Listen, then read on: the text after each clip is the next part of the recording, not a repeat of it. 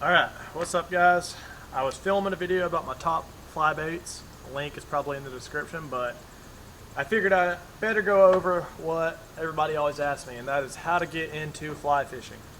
Kind of the basic setups you need, some stuff you don't really think about that you need, and yeah, just kind of all my gear and like beginner friendly stuff. So moving right into it, you're going to need a fly rod. I like a 4-piece rod. You can fly with it, travel with it, throw it in a tube. You can get rod and reel combos for under 200 bucks that are always pretty good combos, pretty good setups. I would go with a 5-weight, 9-foot. It's pretty much like a workhorse. It's going to be your most versatile rod, but if you're fishing like bigger water, you might need like an 8-weight type stuff, 9-foot, 8-weight. And then technique specific stuff, like if you're Euro nympher, you might get a longer rod, but I wouldn't worry about that if you're just trying to get into fly fishing. Go get you a 9-foot 5-weight. It's going to be good for everything. It may not be the best at everything, like at certain stuff, but it's going to be good at everything.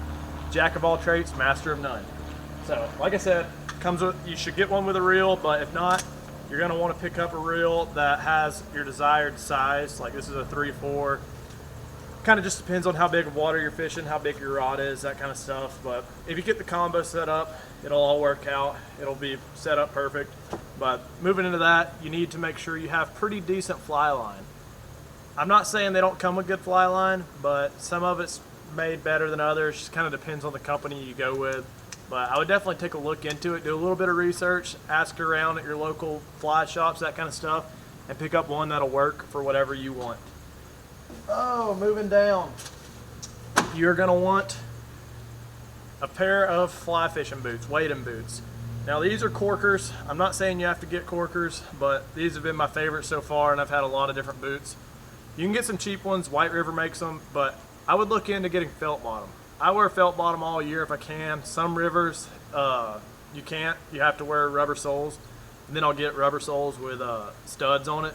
But felt bottom, like, cannot beat it. Cannot stress that enough, that you will not slip and fall. You won't bust your butt. You'll have a good time on the water pretty much all day. But the great thing about these boots, you can take the sole off, put on the rubber sole if you got to walk a little bit. So yeah, definitely need a pair of boots. And I have waders. I don't wear waders unless it is winter, it is cold, or I have something to do right after I go fishing and I don't want to get wet. But most of the time I prefer to wet wade. But with that being said, so if you get you a pair of waders, you're going to want to get fly boots that fit with your wader on it, because they're stocking foot. So the stocking foot right here is a little bit bigger than a sock, or a lot bigger. So you're definitely going to need to size up. They make wading socks that you can wear if you're not wearing your waders, so they'll fit, like your boots will fit. So it's not that big of a deal, but it's just kind of something you need to think about if you plan on wearing waders with your newly bought boots with the felt bottom on it. Get you a size big, and then, I mean, you can wear them without the wading socks on it, but it just might be a little big, might be a little uncomfortable, and we want comfort. So we got the rod, the reel, boots for sure, waders maybe. Then you're going to want a net. I know if you have trout fished before with a spinning rod, you don't always need a net, but a quality net, or not even a quality net, Amazon net, cheap net, as long as it is a rubber net, won't kill the fish, your hook won't get stuck in the string. It makes it so much easier fly fishing. Because when you're fly fishing, light line, fish come off really easy, really small hooks. A net with a long handle comes a long way. Can't tell you how many fish this has saved me, and just having the rubber makes it so much better. You don't have to worry about it getting all tangled up. They say that can kill a fish too, just having it out of the water in that string, like rope material. So I would definitely look into getting a net. I know there's some cheap options on Amazon that are rubber that I started with personally. Now I have a fish pond, love this net, great net, long handle, but oh yeah, right here. Here's my little cheap Amazon net. Short handle, big net, FinTech, I think. I've had it forever, but just a great backup net. Moving down into a little more terminal tackle, you're going to need some type of little fly bag, a fly vest, a fly pouch, something, just to, like, if you're walking, you can keep all your stuff in. I have a Simms little fanny pack. I love this thing. I used to fish with a vest, and then I went to a Patagonia like chest pack, This thing beats it by far. Stays on your back, stays back here. You can twist it around, holds a drink, holds plenty of stuff. Great, great, great purchase. But yeah, moving down, you're gonna want a pair of pliers. Now, I know they make $200 pliers, but I always just go pick up some on Amazon. Great options out there. I mean, they're pliers. Just try to get one that's like stainless or something so they don't rust and you don't have to worry about closing. But those are great to have. And then you're gonna want a pair of fingernail clippers or like fly line clippers. Fingernail clippers are obviously gonna be cheaper, but I would just look into getting some little cheap fingernail clippers, cut your line, and then you want them to have this little stick on the bottom of it. I don't know if y'all can see that, but it works great if your fly has like cloth in the eyes or like glue on it or something. Sometimes you need to pop that right through the hole, stick your line through, it'll work great. More terminal tackle. I know, it's getting confusing. You're gonna want tippet, 4 or 5X, that'll be good. I mean 6X gets small. I kind of stick around 5X.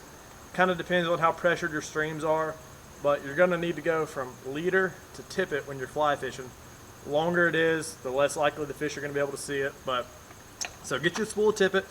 You're gonna need the leaders on your fly line, and obviously you're gonna need a fly box to carry around your flies. This is a tacky box. I like these pretty good. They're pretty tough. They hold all your flies right in there. I mean, they aren't gonna come out. It's great. Had a mouse I was throwing this morning just in there loose, but yeah. They come in all shapes and sizes. This is my hopper box. It's a fish pond. But yeah, get you a fly box. You can get cheap ones. You can get expensive ones. Just depends on your budget. Obviously, you're gonna need flies. There's so many different flies. I just made a video about my top 6 flies for the fall. You're gonna want hoppers, blue wing olive emergers, caddis, like pheasant tail. There's just so many flies. You go to your local fly shop, ask around, they'll point you in the right direction. They're fishing out there pretty much every day, so they kind of know what's hatching. You just got to be able to read the hatch. Yeah, but look into that. Moving down, some other little things you don't really ever think about is you're gonna want some type of little goo. You put this on your dry flies that aren't foam body, so it'd be like a caddis fly, that kind of stuff, like stimulators, and it'll keep them floating for hours. They make goo, like goop or something, I think is the name, that you put on your fingers and kind of rub on it, on the feathers. But this stuff, I bought it out west. You just dip it right in there. I love this, it's great. And then I have this one as well. It is called Dry Shake. It's kind of just a white powder. You put it in there, drop it in there, shake it around, then you can put it in the goop. It just dries off your fly really quick. But yeah, that pretty much wraps it up. I mean, there's so many ways to get into fly fishing. There's so many routes you can go down. You can spend thousands of dollars. I mean, a pair of waders can cost you $1,200 or it can cost you $49. Just kind of depends how you want to go into it. I would look into getting quality gear, but not something that's going to like really break the bank and be too expensive, because you're going to want to have a good time out there. You don't want your gear to break. You don't want malfunctions. You don't want any of that stressful problems that you could just buy your way out of. So yeah, look into getting a good pair of boots with felt bottom if your local regulations allow it. If not, you can get corkers. They have both. You're going to want a net for sure. That's one big thing you're going to want. Makes it so much easier getting in the fish. I hate when I forget my net. Like, I would rather just not go fishing than if I didn't have a net. And then obviously you're going to want a rod, a reel, line, flies, all that good stuff, tippet. But yeah, if y'all have any questions, drop them down in the comments. I can point you in the right direction on gear. Like, I've had dozens of rods, dozens of shoes, bags, doesn't matter, nets. So just ask away. I'll be sure to answer in the comments. And yeah, I hope to see some of y'all on the water soon. And I appreciate y'all watching. Be sure to like and subscribe. And peace.